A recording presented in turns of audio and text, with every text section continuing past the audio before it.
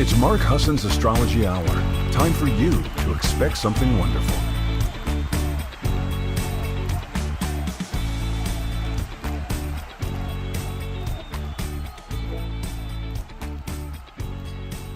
Well, hello everybody and welcome. It's Mark Husson. This is Mark Husson's Astrology Hour coming to you live at 8 a.m. Pacific, 11 a.m. on the East Coast. How you doing? I'm coming around, you guys. Give me a sec here. It has been such a sweet morning. I'm hoping you're doing well. I'm here. Thank you so much for joining me. If you're a first-time listener, you can listen over at 12radio.com. I'm streaming on that one as well. And I'm also live. If you want to come over to the YouTube site, you can get there by going to youtube.com/@MHAstrology and hit the live link at the top. How you guys doing? Hi, room. How are you all doing? I'm going to come and say hi to you. It's been a morning. I got my coffee though. I just got it and ran downstairs. I will do my best not to slurp. I heard my microphone picks up everything. So Lenny's in the house and Terry's in the house. Christine Dumarier. Oh my gosh, you guys, this is so sweet. Truly, thank you. Arlene's here. Thank you. Happy Labor Day to you too. Hi, Truly. Good morning, everyone. Happy Labor Day. Looking forward to a fun and informative morning. Carolyn Ferris is in the house. Oh my goodness. Hi, Carolyn. Thanks for being here. It's Virgo time period. Happy birthday, Jeannie. Let me see if I can do this right. Let's see if we can get some. See if my camera's going to respond. Let's see. Will you? Yes, there's some fireworks for Jeannie. Jeannie's one of my I was going to say oldest friends, but now that actually has a dual meaning. She's not my oldest friend, but she's one of my longest term friends. Met her back in the graduate program for our master's degree. And one of the first assignments when we went to meet everybody was learn the name of 8 people, I believe. And so, and get to know them and have something to say about them. It was a fun exercise. It was a smart exercise. And that's what we did. So and Jeannie came over and tilted her head and said, "Hey, you want to meet?" And it was life-changing ever since, seriously, with her brother and her family, a big Italian mess of love. And history got written. So happy birthday, Jeannie. I hope you're doing well. I hope you get to hear the at least the shout out. Shelly's in the house. Renee's in the house.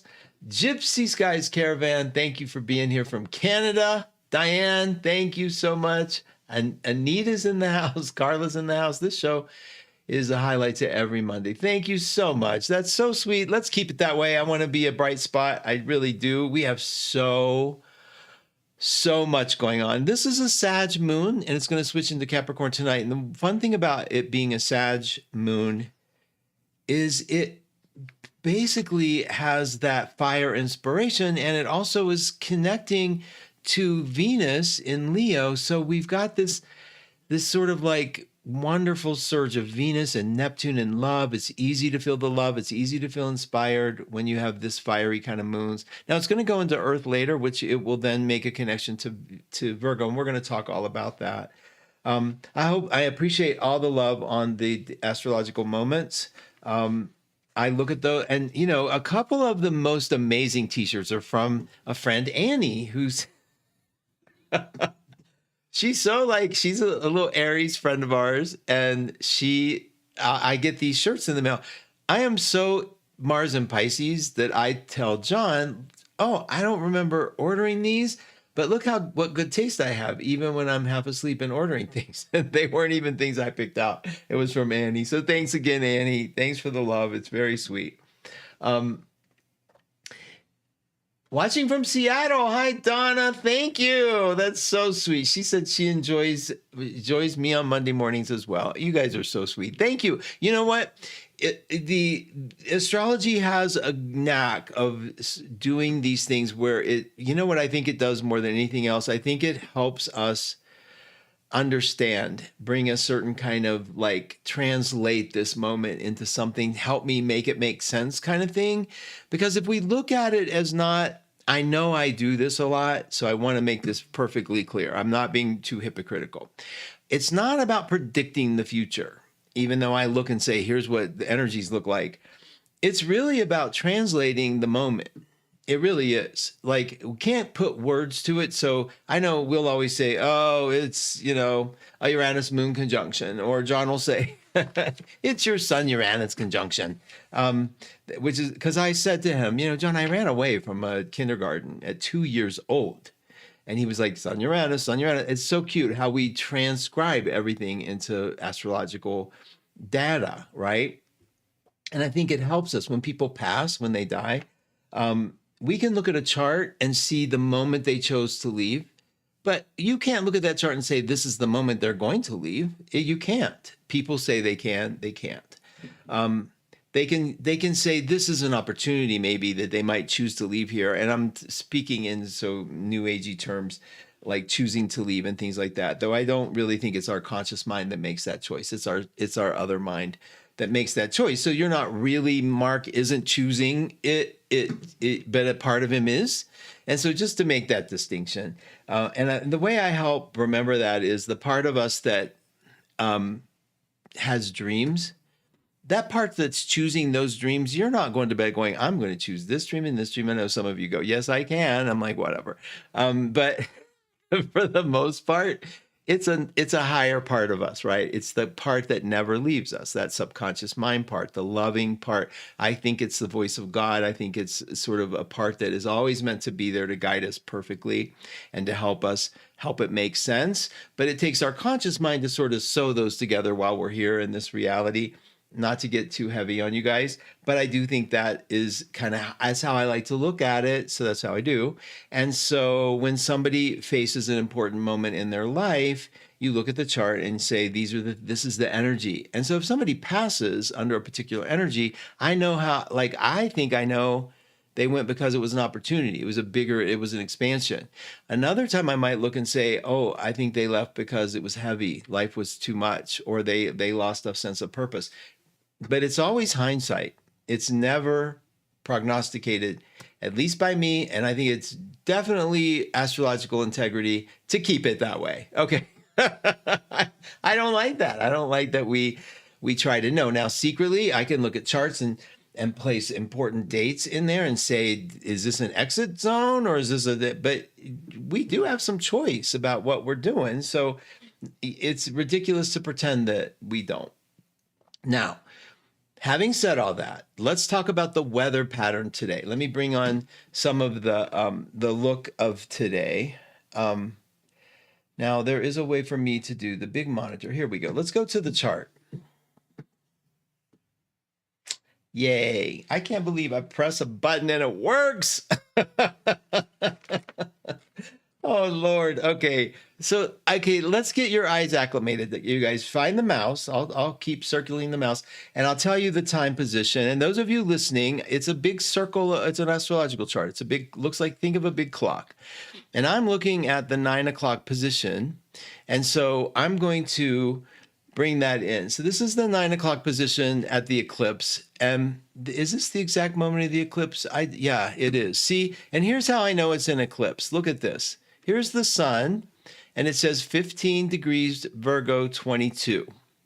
And then if I scroll down and I look at the moon, the moon says 15 degrees Pisces 22. Virgo and Pisces are exact opposite. Those numbers are exactly opposite, and that makes them a opposition. So it looks like the sun up here is shining its light on the moon, exactly opposite, right? And this big circle here, right here, that is the Earth. That's where we are.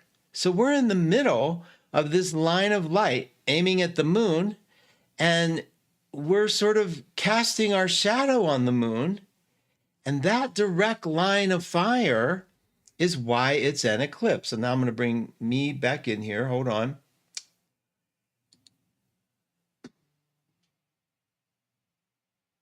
Okay, so down here, right? Oh, good. Okay, so then, yeah, this camera's going to read everything I do. Hold on, let me do this. There we go. Okay, so below me down here is the chart. And then, so I'm looking, this big fat space here in the middle, that big fat space is the Earth.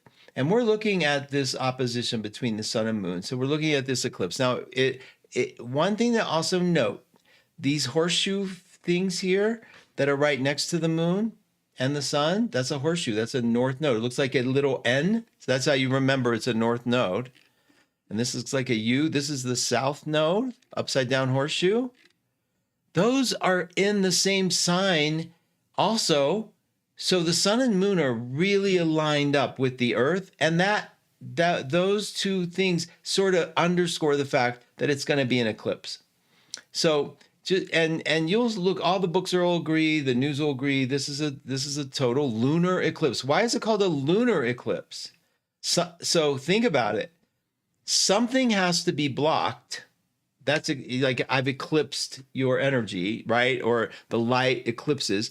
So lunar eclipse is implying that the moon is somehow going to be blocked. Well, what's blocking it? Well, the light of the sun is being blocked by the earth. So whenever the earth is casting a shadow on the moon, that's a lunar eclipse. Whenever the moon comes in front of the sun is being eclipsed, that's a solar eclipse. So maybe that'll help you remember. It doesn't really matter. Some people just say it's a full moon eclipse. Okay, it's a full moon because we can see the face of the moon, and then we're going to see our shadow on it, which is why I'm going to practice my shadow puppet shadowing, so you can see me making a little dog up there on the moon. It's very cute. Now, the impact of the eclipse creates a lot of controversy in the astrological world. Sometimes astrologers love to make these big deals. Ironically, or sort of like in a bit of irony, Stephen Forrest, one of the big astrologer voices, decided with Jeff Green that they aren't a big deal. And so that's very interesting. Maybe not. Maybe from their experience, maybe it's good to see them as not such a big deal. But I like to think of them as a big deal, and here's why. If we are mapping the conscious mind, if we're mapping our life, it's nice to know these inflection points that come in, and I kind of feel them. So basically, one of the ways to see that how they affect us is to go back in time to see if we can possibly find another time when these eclipses hit. Did you know that the eclipses repeat themselves every 19 years? 100%. If you didn't, they do. And it's called there is a cycle of eclipses, a Saros cycle. There's a lot to astrology really that we've intertwined, and we pick and choose what we want to think about, how we want to think about it.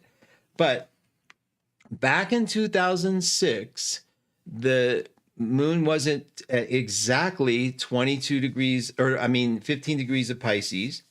And so we looked at the events that happened there. Think about, this is a Pisces event because it's about the moon, right? The moon is being eclipsed. I just told myself, take a sip of coffee while you can so it doesn't go cold. But it is on a little heated thing here. And it's so good that I didn't want to pass the opportunity. So sorry if I slurp, and I should have hit the mute sign. In one of my videos, I'm slurping coffee, and I didn't hit the mute button. And somebody posted, what is up with the slurping and the gulping? And there's that thing about the phobia of mouth noises. You got to Google it. It's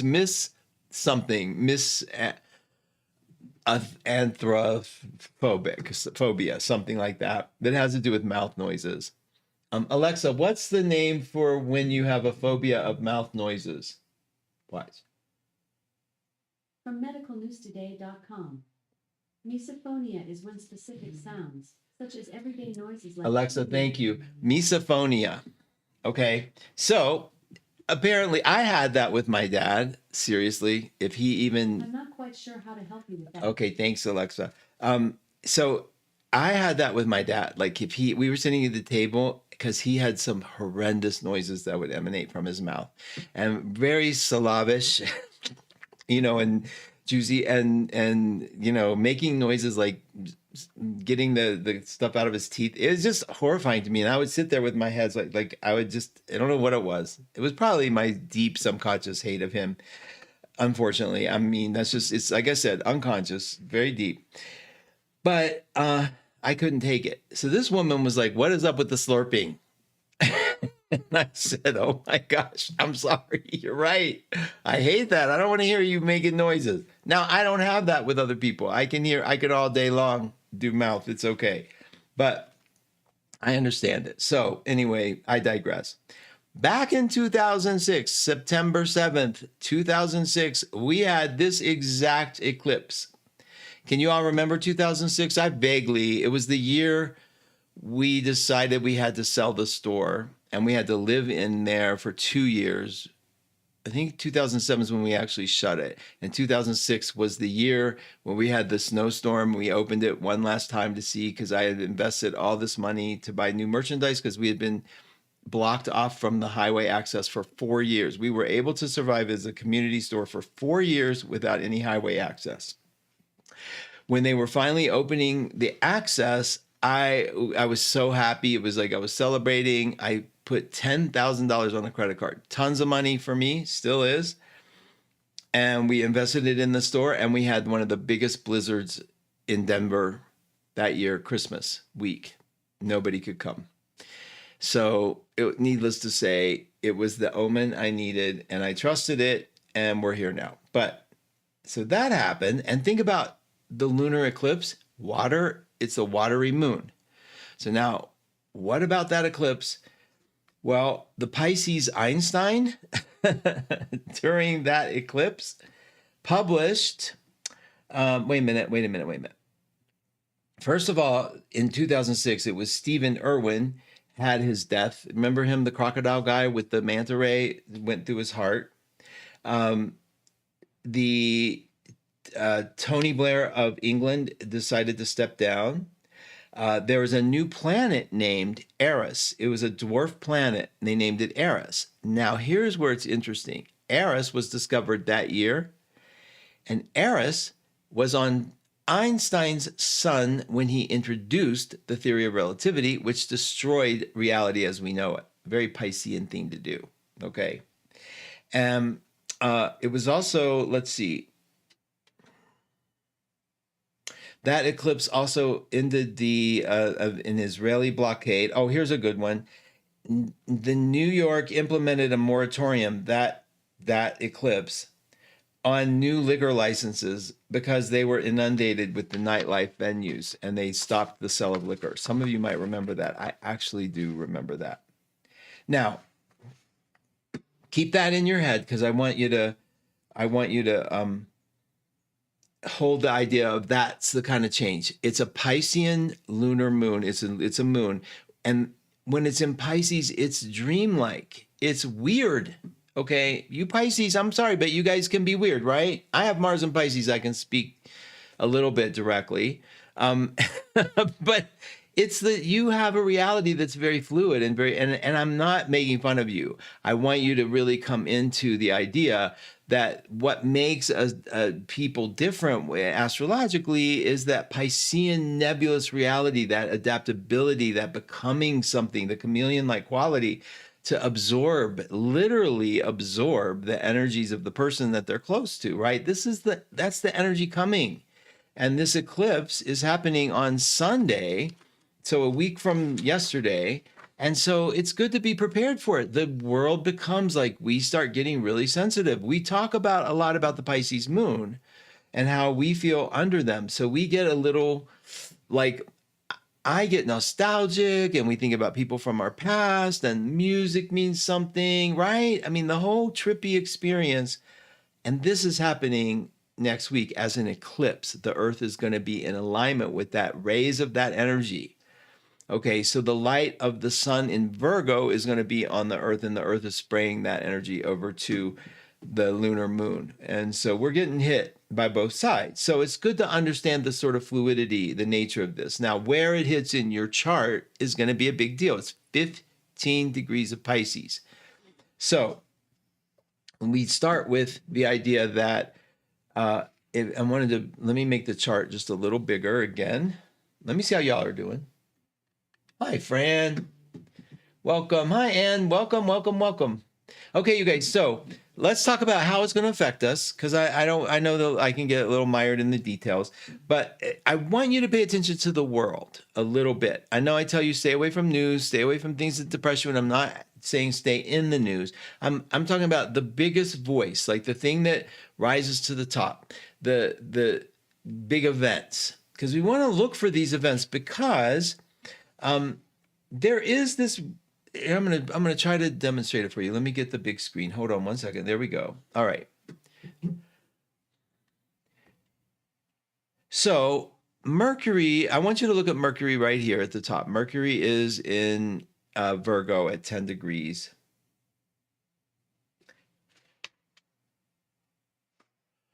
One second. This is for the eclipse. Okay, so if I go back in time, let me go back. Oops, hold on. Let me go back by days. Stop. Okay, enough. Hold on. This is for, hold on, right here. Okay, to Wednesday. Here's Wednesday. Okay, now I want you to look. Mercury's at 2 in Virgo, and then Pluto's at 1. Okay, and then Neptune's at 1. And if I drew a line up, it would come to this Mercury and it would veer out like a peace sign. So can you get the visual of that? If I drew a line down from Mercury and then right here, split it, it would go to the 1 degree of Pluto and to the 1 degree of Aries. It'd be a peace sign. That's a very intense aspect. It's called the finger of God aspect, and it has to do with Mercury information. Isn't it a nice little headline to say, let's see if there's some news for us on Wednesday? That's one thing. Okay, so I want you to have that in your head. And Wednesday. So let's look for news. Let's look for information. Wednesday, maybe even Tuesday, but around that time period, let's see what that means. Let's interpret. This is how we learn, right? Hey, Sahar's in the house. Thank you. Thank you so much for being here. So I want you to pay attention to that yod, okay, that finger of God, okay? Let's see what it means. It's Mercury, Pluto, and Neptune, Tuesday and Wednesday. That's just the thing I wanted to point out. I don't know. I'm not going to predict it because it could affect all of us differently. But if we look at it's affecting the world, let's see what information. We're going to get some information, okay? It'll be Plutonian and it'll be Neptunian. It'll be dreamlike and it'll be transformative. Ooh, what could it be? Tuesday and Wednesday, okay? That's something to mark in your calendar. Now, let's pretend you're a Scorpio rising. We look at this chart. I'm going to make it big again. I'll go through all your rising signs, but I want you, if you don't know your rising sign, I want you to treat this like it was your sun sign, okay? So you get 2 readings if you're both. If you know your rising sign and you know your sun sign, listen to both. If you only know your sun sign, if you know what sign you are, listen to that. So here's how I do it. I want you to see this. Here's a Scorpio here. Now I want to find where Pisces would be typically, and it would land here, typically the 4th, 5th house. We'll say 5th because Pisces rules the 5th if you have a natural chart.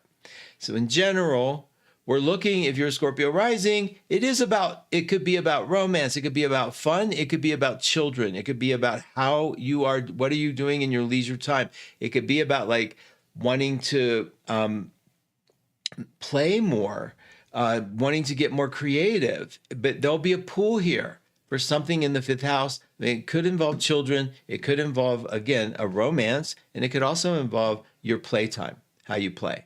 That's it. That's how I'm going to go through these. So if you're a Scorpio sun sign, you don't happen to know your rising sign, no big deal.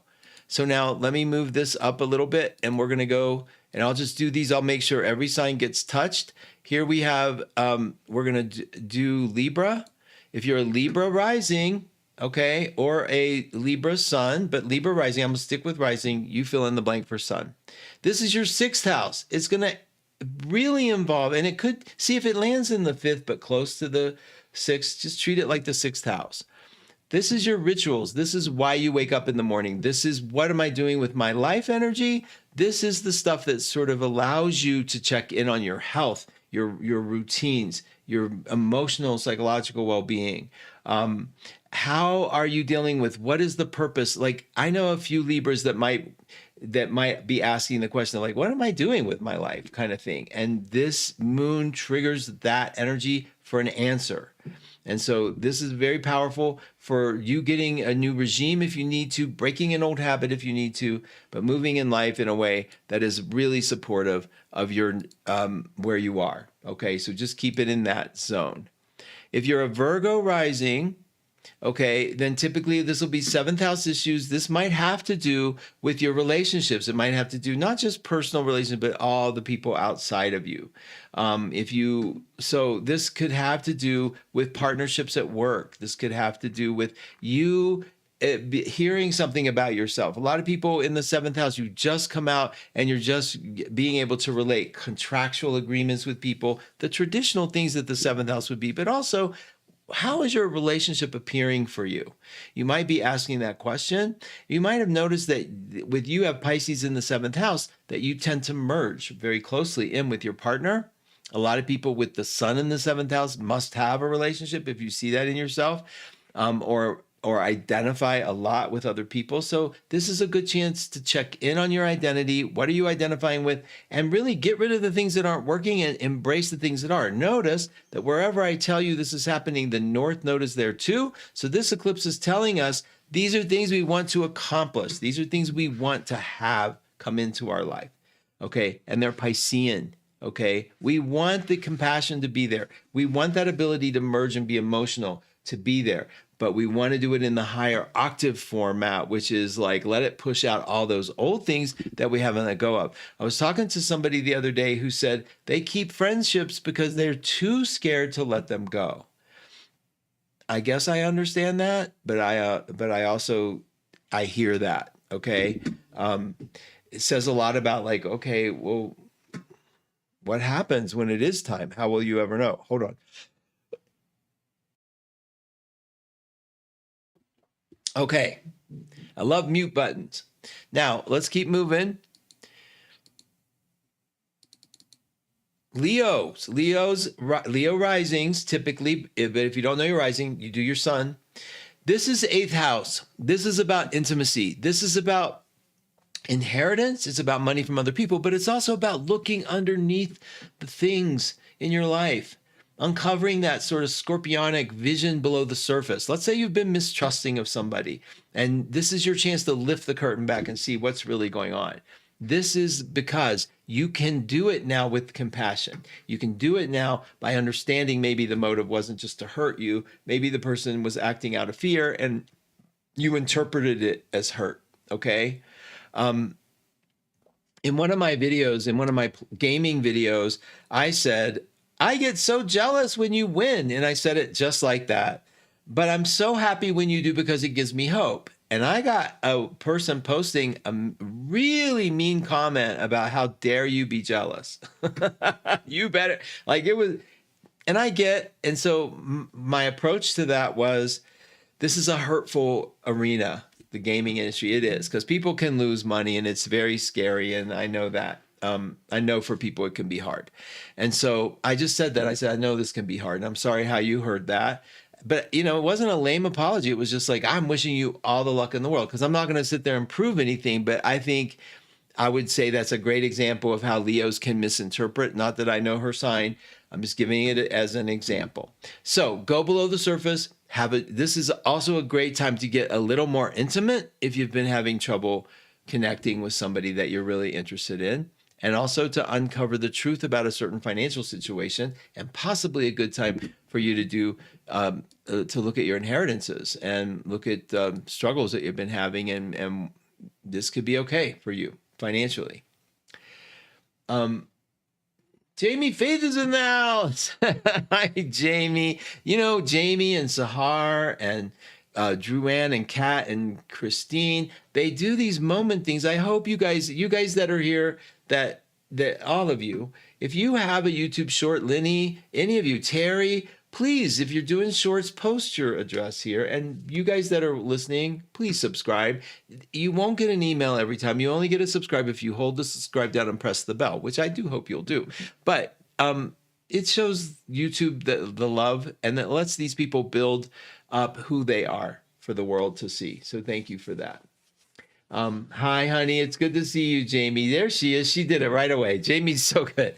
Jamie works as a nurse as well, and it has, I mean, her soul and life has been dedicated to helping others. You just know that, and not the fun kind of help, like the extreme help. It's been great. So thanks for being here, Jamie. Cancers. Okay, Pisces for you, Cancer risings. Where is our, oh, we got a little interception here. So let me fix that by changing the time just a little bit so we can get out of that interception energy. That's okay, because I'm giving you the general characteristics, and it'll work no matter what. There we go. So the Pisces for you is going to be your 9th house. And so that has to do with, oh my gosh, yeah. Cancer risings, it's faith. It's about faith. It's your faith. And it's about learning, and it's about being open to learning, and it's about teaching. Okay. So this one is the overview, the hunt, the travel. This also could be travel for you, but I want you to pay attention to you're seeing the bigger picture. If you're a Cancer rising, this eclipse is allowing you to rise above the trees, to rise above the forest, to see the beauty of everything. Let me get this, change the screen, but to really get the overview and use that overview to help people. And you do. And so see how the 9th house applies. It's about learning. You could be in a class. You could be taking a class. You could also be, teaching, taking, traveling, and spirituality. Like the 9th house is packed with all those things. And in Pisces, it's sort of like this thing, like I hope Cancer risings, you get to look at, is there a part of you that has martyred yourself so that you could be, do you believe you have to suffer to have God in your life, or to be forgiven, or any of those things? And it's good to look at those issues and sort of clean them, like to bring the idea of true compassion and true love in, which would be, in my personal opinion, God doesn't want you to suffer. God doesn't need you to suffer. Okay. And I don't mean to bring any religion in here, but we're in the 9th house, so I'm talking about it. Okay. Geminis, you are going to have it in the 10th house. And so let me move this to the 10th house. And that Pisces for you in the 10th is going to be, and I hate that it gets intercepted here because the way the charts are run, and all you do is I just adjust to the minutes until they are no longer intercepted. It just is the way we're dividing space up. And so right here, Gemini, let me get you up here a little better. So yours is going to be, it could be, this is so interesting when you're a Gemini rising. A relationship to the mother is huge. It's very intimate, very tight. And if your mom's not here, it's that maternal energy. And so you could be seen, if you're an older Gemini rising, you could be seen as somebody who's the matriarch and somebody who is being looked at for compassion. You could be a nurse in this industry with this kind of chart as well.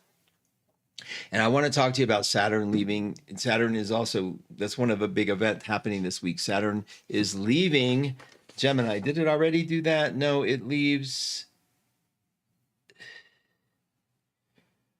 Yes, today, Saturn is entering Pisces to be gone until February in Pisces. So we've got that whole Pisces thing happening again. So anyway, it's about career. It's about your mom. It's about the connection to the mom. It's about what are you doing in your life? Are you doing what you love? And I would imagine if you're a Gemini rising, you are doing something that has to do with holding compassion for others.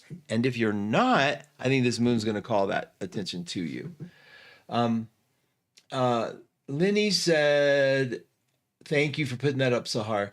I love when we can truthfully own our own stuff, like jealousy. Yes, I can sometimes have a propensity to be jealous as a Scorpio. I know. And it's kind of silly that we don't want to own it. I mean, not own it, but yeah, I mean, I see, if I saw somebody winning the lottery, is there not a part of me that's like, I wish that was me? Now, there's a difference between being jealous and wishing them ill, right?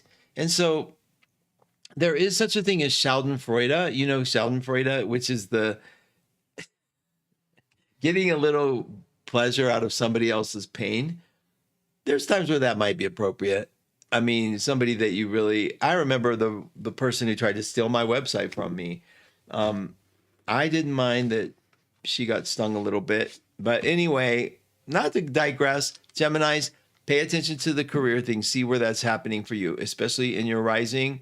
Maybe it's time to look at retirement. Maybe it's time to do something different. I don't know. It's up to you, but the focus is going to be there for a good Now, these eclipses hit for like 6 weeks at a time.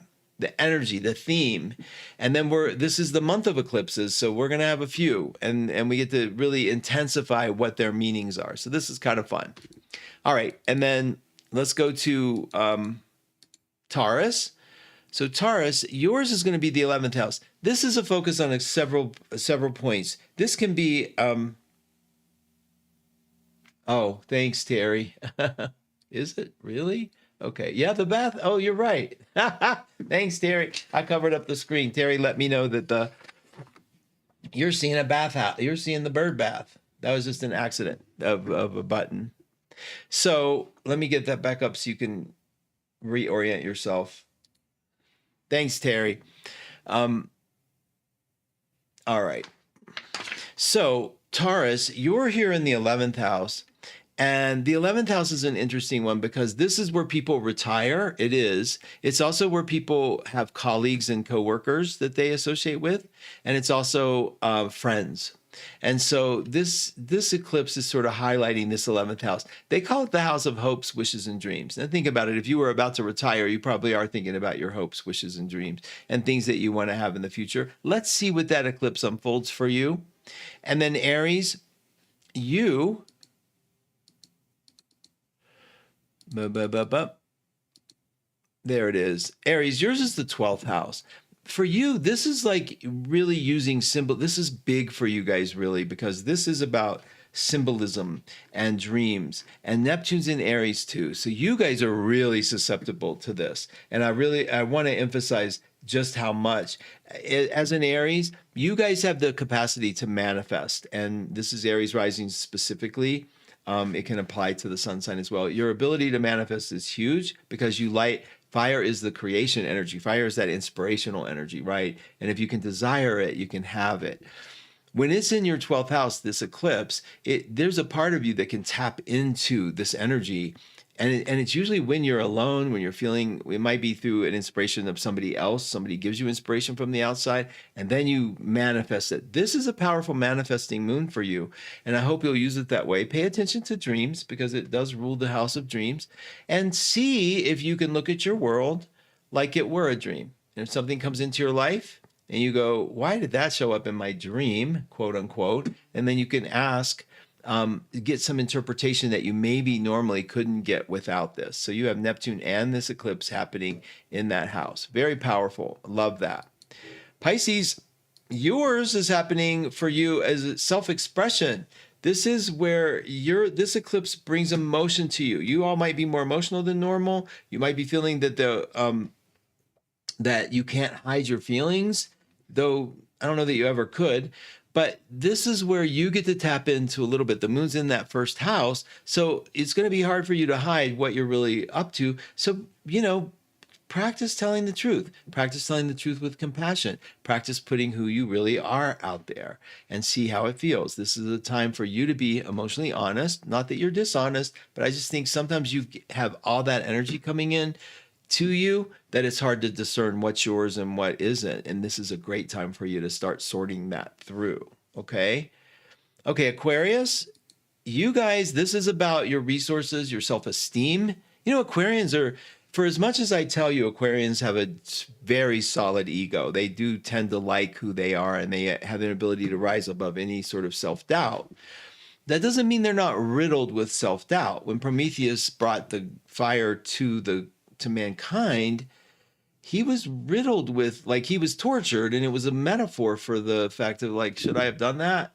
So that that befuddles Aquarians a lot. And I'm just saying, if you're an Aquarius rising, this thing will have a lot. This thing could incite self-doubt, but also it's a way to really get empowered because you get to clear whatever's in your way and take a look at your finances, take a look at things that you like, get some reality down on what's really going on as much as possible, and look through the lens of compassion. And I think you can turn things around here because it's going to allow you to see what is about my self-esteem that's so tied in here that I can't move forward. And I think, let's see, Capricorn, yours is interesting. It could have to do with siblings. It could, this lunar eclipse falls in your third house, so it could have to do with siblings. It could have to do with your immediate environment. Like maybe it's time to give the office of sprucing up. Maybe it's time to have a heart-to-heart with your siblings, or maybe there's a sibling that's troubled with alcoholism or drugs that you could support, and maybe you're done supporting. But either way, if the issue's up, it's up, and this will help you take action with it. Okay, and then we have one more, that's Sag.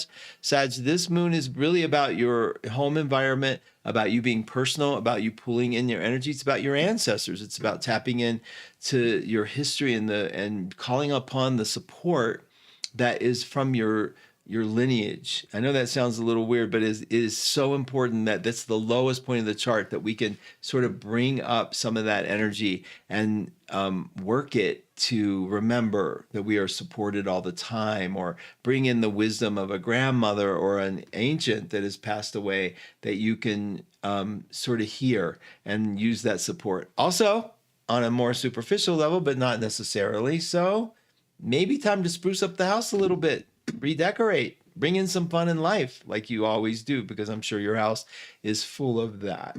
Okay, let's see how you guys are doing.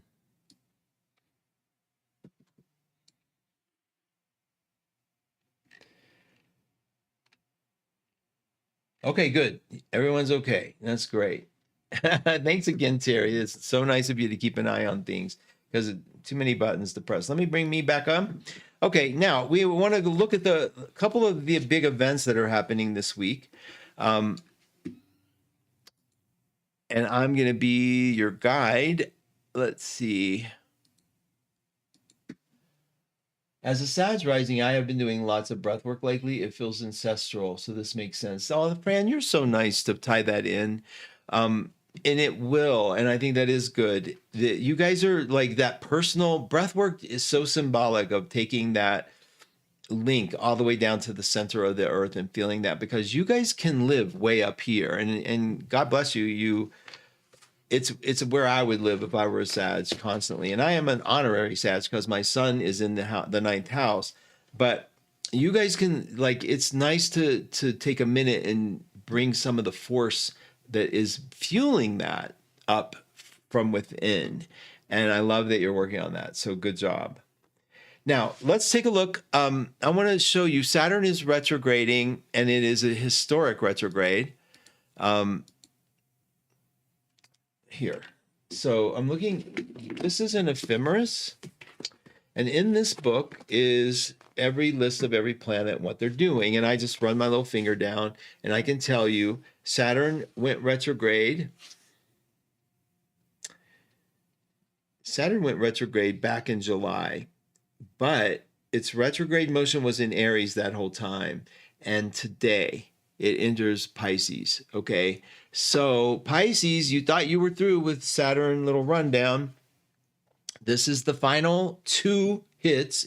Especially if you're born later in Pisces, like in late March, like in the 16, 17, 18, 19th March time period, like in that week, give or take, that's where Saturn's hovering. And so if you're one of those Pisces, this is your last two hits to summarize, to bring it together. You don't have to ever be afraid of Saturn. I love Saturn. And I know, like, I love Mercury retrogrades. People are like, God, that's like saying you love, Lynn's burger cheese or something. I don't know. But it is it is one of the most safe planets for me. I need it. It's the thing that keeps me, it's the thing that makes me most shame-based at the same time. It keeps me like limited when I go out because my chart has Saturn on the ascendant. I even think I'm up here. Not that anybody cares, but here's my chart. And I have Saturn, I'll show you, right in the front. And this is, to me, the single most important thing for me to put the brakes on my life, to like stop me, to the shaming, the self-shaming, like, and look, and it's an exact square to my Pluto. So there's a part of me that is like, oh my gosh, please, I had to work really hard at how I was going to be. Like, here I am in front of people. How was I ever going to do that? How was Saturn ever going to allow that? So when you have Saturn by transit coming over, it builds a certain strength. It finds, like, if you can't hold something up, all of a sudden that muscle hurts. You know that muscle needs some strength. Here, let me get that off there too. So you know that muscle is strength, and so it points to where there's a weakness in the structure, and that is so important. Now, it's already done that for you 3 times, and so now it's the final, like, okay, we're sewing it up. So this first round for Pisces is to like finally get the solidification of whatever the issue is, wherever the weakness was. And the final hit, as it goes forward, never to hit for 28 years, is like the looking and admiring your work.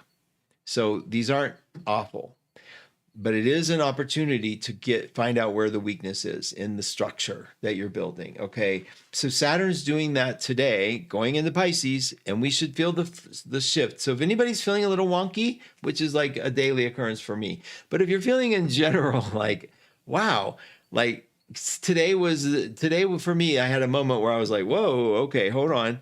I feel like that was the moment Saturn went into Pisces for me. See for you where it is. Now, this is also the very last day for Mercury to be in Leo.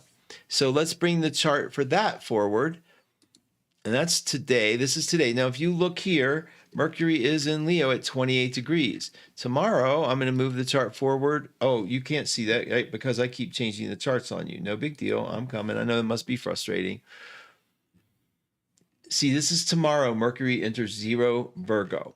So we're going to keep, this is Tuesday, and Virgo changes signs tomorrow. So Saturn went into Pisces today. That's a change. Mercury went into Virgo tomorrow. That's a change.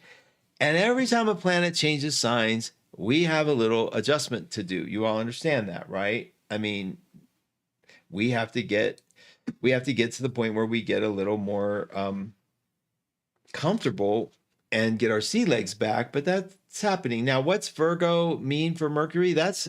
Mercury loves it in Virgo. Friends of you that have this placement, they love it. Some of you may be the effect of this Mercury and Virgo, and like you start hearing criticisms.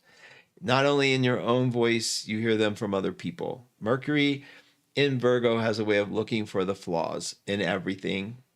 And if you are a Virgo, good luck. Your mind's going to activate and then you're going to go. And you're used to it, so God bless you. Those of us, though, that need some cleaning up, we're going to probably be hearing about it. Now, if you notice, if you tend to be a bipolar kind of person and you tend to start getting a little or OCD, if you notice it's increasing, do what you can to protect yourself. It's not always right just to go to, it's easy to see the flaw and then you see this flaw and then you see this flaw. You know, when you're cleaning, it's like you keep uncovering and it's a bigger mess than when you started, but it's clean. Be careful for that energy. And that's here for the next 30 days. Hopefully we'll find our balance, but let's use Mercury and Virgo to clean up, to edit, to get the things done, find the mistakes and fix them. But don't bitch about them, right? Like keep the criticism at a minimum. And if you are starting to do that a little bit, like hope somebody calls you out and says, maybe it's time for a little break. Take a minute. Fran said, guilty. You guys are going to enjoy this so much, Fran. You're going to so enjoy this. Okay, let's see. What else was changing? Oh, yes. One more thing. Uranus right here. I'll magnify it for us. See Uranus? Uranus on Friday is apparently going to start moving retrograde. And that means as it goes backwards, it will eventually go back into Taurus. Taurus, same rules apply. Don't panic. I know you guys are like, it's out of my sign. Thank God. Uranus in Taurus is kind of oil and water. I get it, but it isn't. It's more like magnet and it attracts. So you Taurus, why does that make me laugh? Poor Tauruses. I don't mean anything except you poor things. I know you've been through it. It's not that anything bad happened. It's that y'all don't like that change. So it's bad for you because you hate it. But it's good for you. You're so much better. Okay. In every way. All the Tauruses. I mean, I can name you every Taurus I know went through some big change. Not one of them liked it. And every one of them is happier right now. Now, that could be a life story for everybody, right? None of us like change, maybe whatever. It's just fun to watch it on a Taurus's face because they really hate change. Okay. And so I got to stop laughing. Uranus is going back into Taurus. And if you're a Taurus that was born later in like May, like what we said about Pisces in March, it's like the 18, 19, 20, even a little sooner, week before, week after. You guys got 2 more visits of Uranus just to make sure you didn't put everything back that you changed. Okay. I'm sorry. I am laughing seriously hard on the inside. Thanks, Denise. You're so sweet. Hi, Mark. Loved your show. Thank you. Oh, is it late? No, but it is close, isn't it? Thank you, Serena. Yes. Oh, that's so sweet. That's so sweet, Serena. Thank you. All right, you guys. Yes, it is getting there, isn't it? But that wasn't Serena's point. She's just being very kind. Serena has been blowing my mind. She's been producing CA, Kat, Kelly, Lori Love, herself. And when you go to see, like you guys, Kat's show is after mine, and I did want to make sure that I get her link in the room. If somebody could do that for me, please. And then we're going to start doing that, like making sure you all have the link to the show that's following as we get a little more into the visuals here, because we're not under one umbrella, so you have to go to the next show. But Serena's been single-handedly doing the artwork, the animation, setting up the chat. I mean, put that single-handedly and discovering ways to get the sound on that's perfect. I mean, I have to give props where they're due. And I remember when she came, I remember telling Jay when he was leaving, please tap Serena and see if she's maybe open to this. I had no idea the level of what we were getting into, and I'm grateful for it. So I'm grateful for you, Serena. Not only that, I'm so grateful for you all. I just don't even know how to tell you. The eclipse is, let me finish up. Let's wrap this up. So the eclipse is Sunday. It's about, I think it's, you have to look in the Power Peak for the exact moment, but it is, oh no, I have it. I have the exact moment. 11:09 a.m. Pacific time. I'm sorry. That's terribly irresponsible. 11:09 in the morning, Sunday, and that's Pacific time. So 12:02:09 in the afternoon, East Coast, and that means like lunar eclipse. So that's a full moon, right? So at that moment we release light, and so this is also an opportunity to throw your crap at that moon, like toss it, get it out, because now we're going to be losing light. Let your stuff go with it. Obstacles, hurts, weight, habits that you don't like, throw them out. Okay. I do that. Seriously. I do that. And it makes me feel so good. I feel like it really is going into some cosmic river and then getting recycled, never to be seen again or recognized again, I hope. So who loves you guys? Me, absolutely. 1,000,000%. You make my world a better place. Thank you so much for all you do. Please, please, please stay tuned for Kat, and I'm sure somebody got her link in there. Did they? Do I need to do that? Hi, Lori.